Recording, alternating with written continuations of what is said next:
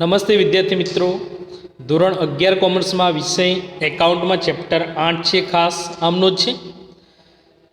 આજે આપણે જોવાનું કે ખાતાની ફેરબદલીના વ્યવહારો એટલે શું, એને વ્યાખ્યા છે અને ઉદાહરણ આપેલા છે. તો જોઈએ વ્યાખ્યાની. કોઈ પણ કારણસર એક ખાતામાંથી અંશતઃ કે પૂરેપૂરી રકમ બીજા ખાતામાં ફેરબદલી કરવાની હોય ત્યારે તેની નોંધ છે ખાસ આમનોંધમાં કરવામાં આવે છે, જેને ખાતાની ફેરબદલીના વ્યવહારો પણ કહેવાય અથવા ખાતાની ફેરબદલીની આમનોંધ કહેવાય છે. શું કીધું અહીંયા?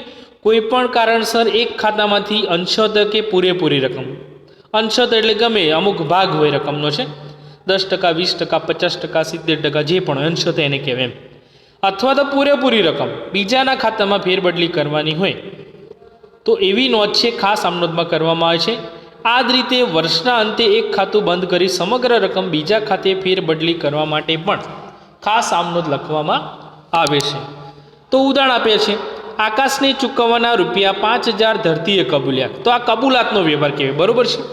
આપણે કોકને ચૂકવવાના છે તો એની જગ્યાએ કોક છે, કોઈ બીજી વ્યક્તિ એમ, બરોબર છે, એ આપણા વતી એ રકમ છે આકાશને ચૂકવી આપે એમ, ધરતીએ કબૂલે એમ. તો જેને ચૂકવવાના હોય લાભ લેનાર થાય તો લાભ લેનાર ખાતે ઉધાર થાય, અને જે લાભ આપનાર છે રકમ કોણ આપશે? ધરતીએ કબૂલ્યા છે, ધરતી આપશે તો એ લાભ આપનાર છે તો એના ખાતે શું થશે? જમા થશે. એટલે આકાશ ખાતે ઉધાર 5,000 તે ધરતી ખાતે જમા 5,000. બાબત છે આકાશને ચૂકવવાના ધરતીએ કબૂલ્યા તેના છે. કાલે આપણે વ્યવહાર જોઈ ગયા. દાખલામાં છે કે નીરવ અને નલિન છે, બરોબર છે. નલિનને ચૂકવવાના એ નીરવે કબૂલ્યા હતા 8,200. એમાં 8,000 રૂપિયા એ નીરવ ખાતે જમા કર્યા અને 200 રૂપિયા છે વટાવ કે કસર હતી. તો એ પ્રકારનો વ્યવહાર. હવે અહીંયા બીજું એવું છે કે આખું ખાતું બંધ કરીને વર્ષના અંતે ખાતું બંધ કરીને બીજી જગ્યાએ લઈ જાય. તો ઉપાડ ખાતું હંમેશા બંધ કરીને મૂડી ખાતે જ લઈ જાય, બીજે ક્યાંય જાય નહીં, બરોબર છે. એટલે એની આમનોંધ આવી થાય છે કે મૂડી ખાતે ઉધાર તે ઉપાડ ખાતે જમા થઈ જાય. જ્યારે પણ ખાતું બંધ કરીએ તો આના પછી વ્યવહાર આવે છે અમે આખર નોંધો છે, તો એમાં એવું જ આવે છે, જે ખાતું હોય એક બંધ કરીને બીજે ક્યાંક આપણે લઈ જઈએ છીએ તો આમનોંધમાં આપણે જે કરતા ને એના કરતાં વિરુદ્ધ કરવાનું. આપણે આમનોંધમાં શું કરતા? ઉપાડ ખાતે ઉધાર કરતા, બરોબર છે. હવે અહીંયા ઉપાડ ખાતું બંધ કરવાનું છે તો એ જમા થઈ જાય. ઉપાડ ખાતે આમ તો ઉધાર જ થાય જ્યારે પણ આપણે આમનોંધ લખતા ત્યારે, બરોબર, આમનોંધના ચેપ્ટરમાં છે. તો ઉપાડ ખાતું બંધ કરીને લઈ જવાનું હોય તો આપણે ઉપાડ ખાતે જમા લખવાનું અને મૂડી ખાતે શું થઈ જાય? એની આમનોંધમાં ઉધાર થઈ જાય છે, બરોબર. ત્યાર પછી હવે જે મુદ્દો છે પાંચમો છે, આખર નોંધો કોને કહેવાય છે? તો હિસાબી વર્ષને અંતે ખાતા બંધ કરવાની જે નોંધો થાય એને આખર નોંધો કહેવાય છે, બરોબર. વ્યાખ્યા ટીક કરી નાખજો અને વ્યાખ્યા તમે લખી પણ નાખજો. હિસાબી વર્ષને અંતે ખાતા બંધ કરવાની નોંધો એટલે આખર નોંધો છે. હવે એ જોઈએ કે કયા ખાતા ક્યાં લઈ જવાના બંધ કરીને છે, એ યાદ રાખવું ખાસ જરૂર છે કે માલના ખાતા અને માલની ખરીદીના ખર્ચને લગતા ખાતા. માલના ખાતા એટલે કયા આવશે? ખરીદ ખાતું, વેચાણ ખાતું, ખરીદ પરત અને વેચાણ પરત, બરોબર. આ ખાતા યાદ રાખવાના તમારે, બરોબર છે. અને અન્ય રીતે માલની જાવકના ખાતા બધા આવતા આપણે ખબર છે, યાદ હોય તો. આગથી બળી ગયેલ માલનું ખાતું હોય, ચોરીથી ગયેલ માલનું ખાતું, અકસ્માતથી નાશ પામેલ માલનું ખાતું છે, વરસાદથી પલળી ગયેલ માલનું ખાતું. અને બીજું કીધું કે ખરીદીને લગતા ખર્ચના ખાતા. હવે ખરીદીના ખર્ચા કયા આવે છે? તો મજૂરી હોય, લારી ભાડું છે, રેલવેનું હોય, જકાત છે, આવક માલ ગાડા ભાડું છે. તો આ બધા કેવા છે? ખરીદીને લગતા ખર્ચા છે. તો એ બધા જ ખાતા બંધ કરીને આપણે વેપાર ખાતે લઈ જવાના છે. એટલે આપણે ખરીદ ખાતે જે આમનોંધમાં કરતા ને એનાથી વિરુદ્ધ કરવાનું. યાદ રાખજો કે ખરીદ ખાતે ઉધાર કરતા તો અહીંયા જમા કરવાનું અને વેપાર ખાતે ઉધારી દેવાનું, બરોબર. કયું ખાતું? વેપાર ખાતે લઈ જવાના છે ને. તો ખરીદ ખાતે આપણે ઉધાર કરતા, યાદ રાખજો, ખરીદ ખાતે આપણે ઉધાર થાય. હવે એની જગ્યાએ જ્યારે ખાતું બંધ કરવાનું છે તો આપણે ખરીદ ખાતે આપણે જમા લખવાનું અને વેપાર ખાતે આપણે શું કરવાનું? ઉધાર કરવાનું. બીજું જોઈએ કે વેચાણ ખાતે આપણે જમા લખતા હતા તો વેચાણ ખાતે જમા નહીં કરવાનું, હવે વેચાણ ખાતે ઉધારી દેવાનું. જ્યારે ખાતું બંધ કરીએ ત્યારે વિરુદ્ધ નોંધ કરવાની. જમા થતું હોય તો ઉધાર કરવાનું અને જે ઉધાર હોય એની જગ્યાએ જમા લખી નાખવાનું. પણ એક ખાતું વેપાર ખાતું આવશે, બીજું છે, બરોબર છે. એટલે વેચાણ ખાતે જમા થાય એની જગ્યાએ આપણે ખાતું બંધ કરવાનું હોય ત્યારે વેચાણ ખાતે ઉધાર તે વેપાર ખાતે જમા.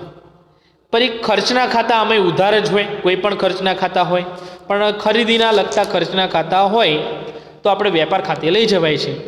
તો મજૂરી ખાતે ઉધાર કરતા હતા, હવે અહીંયા શું કરવાનું, મજૂરી ખાતે જમા થાય અને વેપાર ખાતે ઉધાર થઈ જશે. બીજું છે ઉપજ અને ખર્ચના ખાતા નફા નુકસાન ખાતે લઈ જવાના છે.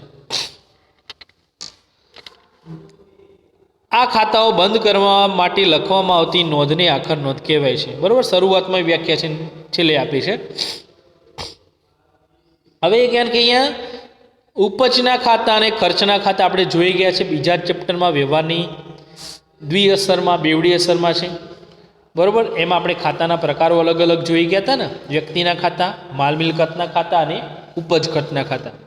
ઉપજના ખાતા એટલે આપણને જે મળે ને એ ઉપજ કહેવાય. બરાબર, મળેલ શબ્દ વધુ આવતો યાદ હોય તો, કે મળેલ ભાડું, મળેલ કમિશન હોય, મળેલ વ્યાજ હોય, કાલખાદ પરત કહેવાય, અથવા કોઈ નફો થયો હોય તો ઉપજ કહેવાય છે. તો એ બધાય જે ખાતાને આપણે જમા લખતા હતા, બધાય ખાતે યાદ હોય તો, કે રોકડ ખાતે ઉધાર, મળેલ વ્યાજ ખાતે આપણે શું કરતા, જમા કરતા. પછી બીજું કે ખર્ચના ખાતે તો ઉધાર જ થાય, ઉપજ ખાતે જમા થાય. ખર્ચમાં હંમેશા ચૂકવેલ શબ્દ આવતો હતો. બરાબર છે, સ્ટેશનરી ખર્ચ અથવા ચૂકવેલ વ્યાજ હોય, ચૂકવેલ ભાડું હોય, અથવા વ્યવહારમાં આપણે લખ્યું જોઈએ કે ચૂકવ્યા છે. બરાબર, તો એ બધા ખર્ચ ખાતે આપણે ઉધાર કરીએ છીએ. પણ અહીંયા જ્યારે આમનો લખીએ તો ખર્ચ ખાતે જમા લખી નાખવાનું, નફા નુકસાન ખાતે ઉધાર કરવાનું. અને ઉપજના જે ખાતા હોય તો ઉપજના ખાતામાં એવું કરવાનું કે જે ઉપજના ખાતા હોય એના ખાતે ઉધારવાનું અને નફા નુકસાન ખાતે આપણે શું કરવાનું, જમા લખી નાખવાનું. એટલે એની આખર નોંધ આપણે થઈ ગઈ ગણશે. બરાબર છે, ખાતું બંધ કરવાની નોંધ છે. તો આટલી વ્યાખ્યા અને આ જરૂરી મુદ્દા તમારે લખી નાખવાના છે. હવે અલગ અલગ જે ઉદાહરણ આપે છે કે ખરીદ ખાતાની બાકી આપેલી છે અહીંયા આપણને 75,000 રૂપિયા. ખરીદ ખાતે શું થાય, ઉધાર. બરાબર, અહીં જવાબ લખેલો છે જો. અને ખરીદ ખાતું એ માલનું ખાતું એટલે આપણે વેપાર ખાતે લઈ જવાનું છે. તો ખરીદ ખાતે ઉધાર થાય આમ નોંધમાં. હવે એનાથી વિરુદ્ધ કરી નાખીએ, ખરીદ ખાતે જમા લખી નાખ્યું અને વેપાર ખાતે શું કર્યું છે, અહીંયા ઉધાર લખ્યું છે. બરાબર, આ થઈ ગઈ ખાતું બંધ કરવાની નોંધ. કે વેપાર ખાતે ઉધાર 75,000 તે ખરીદ ખાતે જમા 75,000. બરાબર, બાબતજીમાં ખરીદ ખાતું બંધ કરી ખાલી જગ્યા ખાતે લઈ ગયા, વેપાર ખાતે લઈ ગયા તેના. બધામાં એક જ પ્રકારનું ફોર્મેટ આવશે. બાબતજીમાં ખાલી જગ્યા ખાતું બંધ કરી ખાલી જગ્યા ખાતે લઈ ગયા તેના. હવે માલના ખાતા હોય અને ખરીદીના ખર્ચના તો વેપાર ખાતે લખવાનું. અને આપણે આમનોંધમાં તો નામ લખેલું જ હોય છે બંને, કયું ખાતું બંધ કરવાનું, કયા ખાતે લઈ ગયા તેના. બરાબર છે. ત્યારબાદ વેચાણ ખાતાની બાકી આપેલી છે 85,000 રૂપિયા. હમણાં જ કીધું કે વેચાણ ખાતે આપણે જમા કરીએ છીએ. હવે અહીં આપણે શું કરવાનું છે, વેચાણ ખાતે ઉધાર કરવાનું છે અને વેપાર ખાતે જમા થાય 85,000. કેમ તો વેચાણ ખાતું એ માલના લગતું ખાતું કહેવાય. એટલે આપણે એની આમનોંધ આ રીતે કરવાની, ખાતું બંધ કરવાની છે. વેચાણ ખાતે ઉધાર તે વેપાર ખાતે જમા છે. ત્યાર પછી કીધું કે આવક માલ ગાડા ભાડાનું ખાતાની બાકી 2,000 રૂપિયા આપેલી છે. તો એ કયું ખાતું કહેવાશે, તો એ પણ માલના ખર્ચનું ખાતું કહેવાય. જેમ મજૂરી હોય, આવક માલ ગાડા ભાડું. હવે આવક માલ ગાડા ભાડા ખાતે આપણે શું કરતા, આમનોંધમાં ઉધાર કરતા હતા. એટલે અહીંયા જો જમા લખેલું છે આ રીતે. બરાબર, કેમ કે ઉધાર થાય ખર્ચ એટલે જમા કરી નાખ્યું અને વેપાર ખાતે શું કરવાનું, તમારે ઉધાર કરવાનું છે. પગાર ખાતાની બાકી 20,000 રૂપિયા છે. તો પગાર એ ખર્ચ કહેવાય, નફા નુકસાન ખાતે લઈ જવાય. અને ડિવિડન્ડ છે એ પણ ઉપજ કહેવાય, એ પણ નફા નુકસાન ખાતે થાય. પણ પગાર ખાતે આપણે શું કરતા હતા, ઉધાર કરતા. બરાબર છે. હવે આપણે આમનોંધમાં તમારે જમા લખી નાખવાનું, પગાર ખાતે લખ્યું અહીંયા, નફા નુકસાન ખાતે ઉધાર 20,000 અને પગાર ખાતે જમા 20,000. બાબતજીમાં પગાર ખાતું બંધ કરી નફા નુકસાન ખાતે લઈ ગયા તેના છે. પછી તમને ડિવિડન્ડ ખાતાની બાકી 3,000 રૂપિયા આપેલી છે. તો ડિવિડન્ડ ખાતું એ શું કહેવાશે, ઉપજ કહેવાય. બરાબર છે, નફા નુકસાન ખાતે જ લખવાનું આપણે. પણ અહીંયા ડિવિડન્ડ ખાતે શું થાય, ઉધાર થાય. કેમ કે આપણે આમનોંધમાં જમા લખતા હતા ડિવિડન્ડ ખાતે, હવે જ્યારે ખાતું બંધ કરીએ છીએ તો ડિવિડન્ડ ખાતે ઉધાર થાય અને નફા નુકસાન ખાતે શું કરવાનું આપણે જમા લખી નાખવાનું 3000 રૂપિયા છે બરાબર. તો આ રીતે ખાતું બંધ કરવાની નોંધ આપણે લખવાની છે અને જે સરવાળો થાય કરી દેવાનો, બંને બાજુ સરવાળો સરખો થશે. એટલે આ ઉદાહરણ લખી નાખવાનું છે અને એ પ્રમાણે તમારે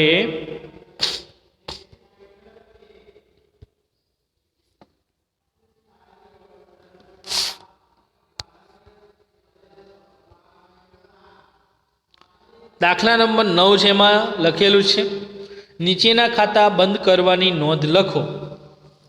હું તમને એકવાર આમનો તો કહી જ દઉં છું કે વ્યાજના ખર્ચનું ખાતું તો એ ખર્ચ કહેવાય એટલે નફા નુકસાન ખાતે થાય. આપણે આમનો દેવી લખવાની કે નફા નુકસાન ખાતે ઉધાર 1000 તે વ્યાજ ખર્ચ ખાતે જમા 1000 બરાબર છે. બીજું છે વેચાણ પરત ખાતું 3000 રૂપિયા. હવે એની આમનો તમે કઈ રીતે લખશો? વેચાણ પરત ખાતે યાદ હોય તો આપણે ઉધાર કરતા બરાબર. વેચેલો માલ પરત આવે એટલે ઉધાર થાય અને માલનું ખાતું છે એટલે આપણે વેપાર ખાતે લઈ જવાનું છે. તો અહીંયા આમનો દેવી થશે વેપાર ખાતે ઉધાર 3000 અને વેચાણ પરત ખાતે જમા થશે બરાબર. વેચાણ પરત ખાતે જમા લખવાનું છે. ત્રીજું છે ખરીદ પરત ખાતું છે તો આપણે ખરીદ પરત ખાતે શું કરતા હતા? જમા કરતા. પણ આપણે આમ નોંધમાં અહીંયા શું કરવાનું છે? ઉધાર કરવાનું અને વેપાર ખાતે લઈ જાય કેમ કે માલને લગતું ખાતું છે. ખરીદ પરત ખાતે ઉધાર 2000 તે વેપાર ખાતે જમા 2000 રૂપિયા. ચોથું છે મળેલ વ્યાજનું ખાતું. હમણાં જ આવી ગયું ને ડિવિડન્ડ ઉપજ કહેવાય ને, નફા નુકસાન ખાતે લઈ જવાય ખાતું બંધ કરીને. તો મળેલ વ્યાજ ખાતે જમા થાય અને મળેલ વ્યાજ ખાતે આપણે આમનોંધમાં જમા લખતા. ખાતું બંધ કરીએ છીએ એટલે મળેલ વ્યાજ ખાતે ઉધાર 800 તે નફા નુકસાન ખાતે જમા 800 રૂપિયા. ત્યારબાદ જાહેરાત ખર્ચ જેમ પગાર ખર્ચ ગણાતો એ જ રીતે અથવા આપણે પહેલું ખાતું બંધ કર્યું ને વ્યાજ ખર્ચ એ જ રીતે તો નફા નુકસાન ખાતે ઉધાર કરવાના 1500 અને તે જાહેરાત ખર્ચ ખાતે જમા 1500. પગાર ખાતું એની આમનો તો આપણે હમણાં જ જોઈ ગયા છે અથવા આ લખીએ રીતે કે નફા નુકસાન ખાતે ઉધાર 4000 તે પગાર ખાતે જમા 4000. મળેલ ડિવિડન્ડ તો એ પણ આપણે આમનો તો હમણાં જોઈ ગયા. તો હવે અહીંયા એવું કરવાનું કે મળેલ ડિવિડન્ડ ખાતે ઉધાર 700 રૂપિયા તે નફા નુકસાન ખાતે જમા 700 રૂપિયા. ખરીદ ખાતું 5000 રૂપિયા છે તો શું થશે? વેપાર ખાતે લઈ જવાય અને ખરીદ ખાતે ઉધાર થાય તો અહીંયા જમા લખવાનું છે. ઉદાહરણમાં આપણે જોઈ ગયા છે.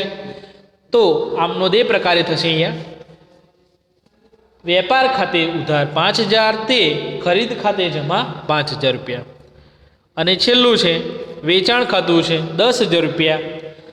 તો અહીંયા આમનો આપણે એવી થશે વેચાણ ખાતે ઉધાર થઈ જાય 10000 તે વેપાર ખાતે જમા 10000 છે બરાબર. તો આ રીતે આપણે અહીંયા દરેકની ખાતું બંધ કરવાની નોંધ ખાના દોરીને ખાસ આમનોંધનું શીર્ષક લખી નાખવાનું. કોઈ નામ નથી પણ આપણે શીર્ષકમાં ખાસ આમનોંધ લખીને 1 થી 9 આમનોંધ જે ખાતા બંધ કરવાની છે એ ક્રમ અનુસાર મેં આજે સમજાય છે એ રીતે આપણે તમારે લખવાની થશે. Okay, thank you.